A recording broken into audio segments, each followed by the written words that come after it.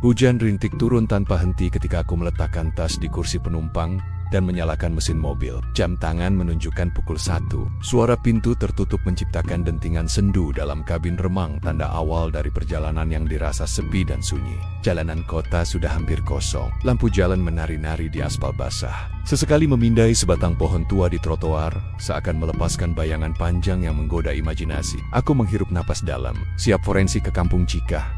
Hanya butuh 1 jam sebelum belok ke jalan tikus desa, atau setidaknya itu rencanaku. Naik ke jalan lintas utama, kuputar radio untuk mengusir kesan sunyi. Musik keroncong berganti pop mellow. Lalu otomatis mati saat sinyal malam terlalu lemah. Tanpa sinyal tampak di pojok layar, dan aku agak gugup. Pikiran tentang luka hujan dan tanah merah menyeruak, tapi kupaksa diri tetap maju. Setelah setengah jam, mobil membelok ke jalan raya desa. Pepohonan kian rapat di kanan kiri. Jalan mengecil tanpa penerangan, hanya lampu kabin yang berpendar lembut. Tak cukup menenangkan. Jalanan kosong, kecuali deburan air hujan menghantam kap mesin nada ritmis yang terasa menenangkan, sekaligus mengancam, seperti kode rahasia dari alam. Kubuka jendela, angin malam menerobos. Dingin, aroma lembab khas hutan langsung meresap. Kerikil aspal meninggi saat mobil menjelajah tikungan sempit. Aku menahan napas, tangan mencengkeram setir lebih erat. Hanya satu pikiran, segera sampai, jangan nyasar. Namun, jauh di dalam kepala, peringatan samar muncul. Hati-hati dengan jalan kecil setelah petir. Tapi aku terlalu fokus ingin cepat bertemu jika lupa pesannya. Hati-hati, jalan itu sudah lama sepi malam hari. Ketika pijakan pedal terasa semakin berat, hujan makin deras, membasahi ruang sempit di sela pohon. Aku menengok ponsel, masih 3 bar sinyal. Tapi layar berkedip, peta tidak tersedia. Jantungku tiba-tiba berdetak lebih cepat.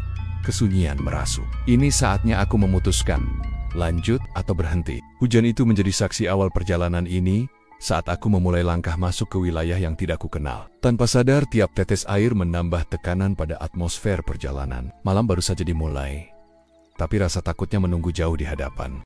Aku menyalakan mesin mobil di tengah hujan rintik yang turun tanpa henti. Jam digital pada dashboard menunjukkan pukul 2 dini hari, waktu yang membuat siapapun berpikir 2 kali untuk menembus hutan. Aspal licin memantulkan cahaya redup lampu mobil, sementara di sisi kiri dan kanan, pepohonan berdiri rapat, menutup langit. Hutan itu terasa hidup, seperti makhluk yang sedang mengamati.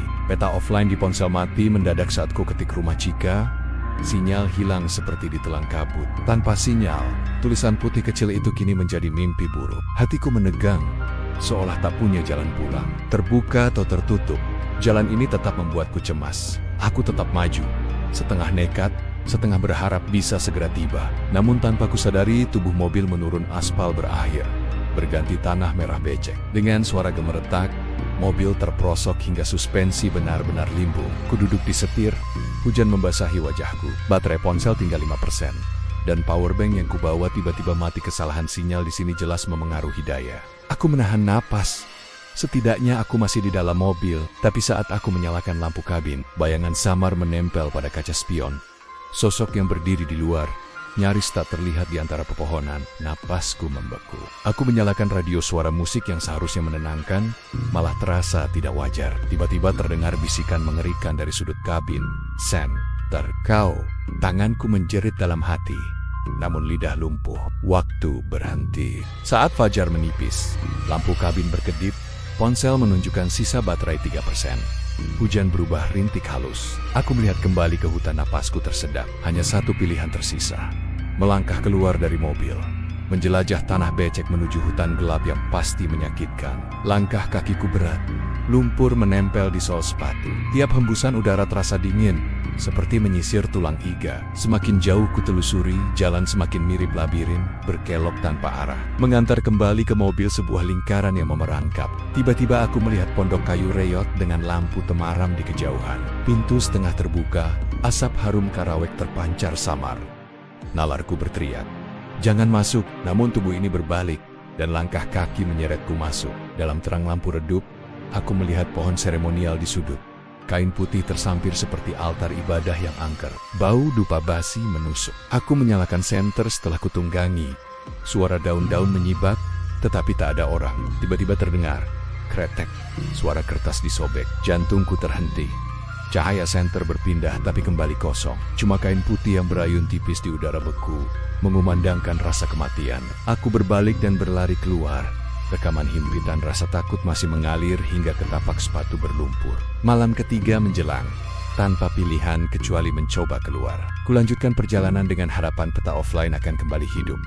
Namun jalan memutar, mengulangi pola malam sebelumnya. Hati rasanya terkoyak. Aku mengingat pesan lembut dari ibu teman. Jangan lupa bacakan doa di pohon tua. Tapi aku terlalu tenggelam dalam kepanikan sampai tidak menghentikan mobil di pohon besar itu. Akar-akar keras menggurat seperti wajah tua.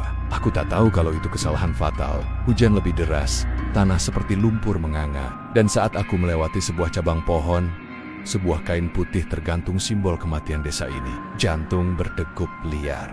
Mendadak, mobil mati. Rem tangan tak cukup kuat. Kupijak gas berkali-kali, mesin tetap diam. Aku turun. Perlahan membuka pintu, hembusan angin lalu. Di tepi jalan, di antara pohon sosok pucat muncul, menunggu dengan lengan panjang terkulai, wajah tanpa ekspresi, mata kosong. Aku nyaris berteriak, namun suara hilang. Aku menekan klakson, sekali, dua kali, sunyi. Aku menjerit, lalu mundur, lalu mesin berderit hidup. Tepat saat sosok itu hampir menyentuh, aku menginjak kopling dan melaju. Ban berputar kencang. Ranting patah di belakang. Pepohonan seolah merenggut lampu depan. Aku terus melaju dalam panik. Hanya satu tujuan. Keluar dari hutan ini hidup-hidup. Aku menembus labirin pepohonan, suara mesin dan detak jantung menyatu. Setiap tikungan terasa seperti jurang maut. Tetapi aku tak bisa berhenti. Tiba-tiba mesin mati lagi. Tepat di tengah jalan sempit yang tertutup dedaunan. Aku mengeluarkan helaan napas panjang. Tanganku gemetar saat membuka pintu dan menghidupkan senter. Sosok pucat berjalan menanti. Tatapan kosong tertuju padaku. Aku seperti kaku. Sosok itu maju perlahan. Aku terasa tak sanggup bergerak. Ia menjerit pelan, suara hambar dan dingin. Tidak boleh pergi. Aku menjerit, menabrak senter. Lalu klakson mobil terdengar. Lampu jauh mobil warga kampung muncul. Sosok pucat itu berhenti sunyi sekali sebelum menghilang seperti kabut. Aku jatuh ke tanah. Napas tak beraturan. Warga menolong dalam keheningan fajar. Yang terakhir kulihat sebelum pingsan, hutan kian ditinggalkan, dan kampungku tuju. Aku terbangun di balai desa. Tangan dan kakiku diperiksa. Aku dikelilingi wajah lega dan cemas. Mobilku ditemukan ringkih, kap penyok, kaca retak, lumpur kering mengering. Seorang ibu tua mulai membisikkan legenda lama. Pohon tua itu adalah penagih jalan. Siapapun melewatinya setelah maghrib tanpa membaca doa akan diklaim malam itu. Woges, beberapa orang pernah menghilang. Hanya meninggalkan mobil kosong, sosok pucat, kain putih, bisikan di kabin, semua nyata, bukan halusinasi. Aku menunduk, gemetar. Semua ketakutan yang kurasakan malam demi malam itu tidak sia-sia. Semuanya terbukti ada. Aku kembali ke kota dengan mobil yang masih bisa dipakai. Namun malam setelahnya, aku kesulitan tidur. Tiap kali melewati jalan gelap, rasanya ada tangan dingin menyentuh pundakku. Aku mulai mengikuti ritual kecil. Membaca doa perjalanan saat melewati pohon besar, menghindari jalan tikus malam-malam. Trauma yang tertinggal bukan sekadar ingatan, itu adalah pelajaran tentang menghormati kekuatan misteri dan hal-hal yang tidak kasat mata. Setiap bisikan angin, ranting patah, dan kepala pohon rindang mengingatkanku bahwa dunia ini menyimpan sesuatu yang jauh lebih menakutkan daripada manusia itu sendiri. Dan ketakutan itu yang muncul ketika kau tahu sesuatu benar-benar menunggumu di balik pepohonan akan terus membayang dalam setiap kapal mimpi dan tiap jalan malam yang kulewati.